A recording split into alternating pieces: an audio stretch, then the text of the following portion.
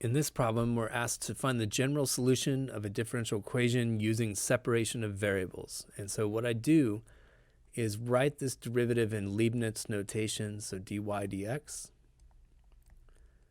equals x tangent y, and then I move all the y dependence to one side of the equation. So dy over tangent y, all the x dependence to the other side of the equation, so x dx. And then I just slap an integral sign on each side, and I try to guess the antiderivative. That tangent, that 1 over tangent, is going to be easier to integrate if I split into sines and cosines. And when I do that, I get cosine y over sine y dy. I'm going to go ahead and guess the antiderivative of the right-hand side right now, and that's 1/2 x squared plus c.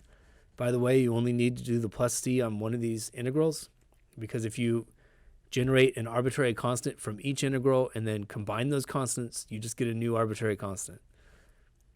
All right, this integral, cosine over sine, I have sine y in the denominator and the derivative of that in the numerator. So this comes from the natural log of the absolute value of sine y.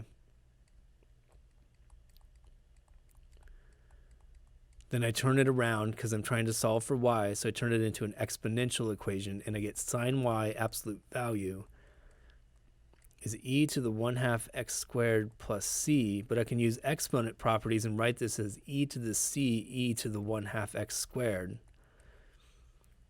And I could rewrite that as c e to the 1/2 x squared, where c is some new arbitrary constant. There is a restriction on this arbitrary constant, however. E to the c must be a positive number, no matter what c I throw in there. And that means this arbitrary constant must be positive. Then I have to deal with this absolute value business. The absolute value either leaves this expression alone if it's positive, or it multiplies it by -1 if it's negative. So I could have one of two things happen. If sine y is positive, then I get this. If sine y is negative, I get this. Okay, these two facts together mean that sine y is going to be a plus or minus c, where c is strictly positive, times e to the 1/2 x squared. But that could just be rewritten as sine y equals ce to the 1/2 x squared, where c could be either negative or positive. Finally, I solve for y, and it's the inverse sine of an arbitrary constant multiplying e to the 1/2 x squared, and that is our general solution.